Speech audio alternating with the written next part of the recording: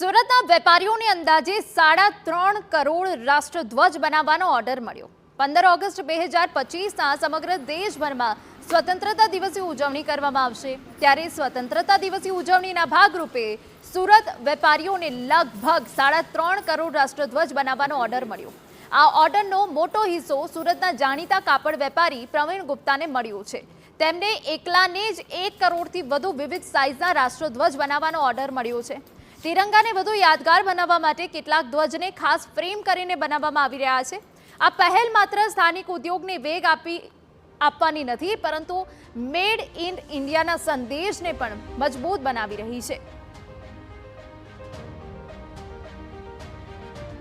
और जैसे अभी अपना 15 अगस्त आने वाला है, तो उसके चलते भारत के झंडे बनाने का हम लोगों को अच्छा अवसर प्राप्त हुआ है। वो झंडे हम लोग बना रहे हैं सूरत में, और वो सब हमारे इंडियन फैब्रिक भारत के कपड़े पे बना रहे हैं। Made in India, make in India.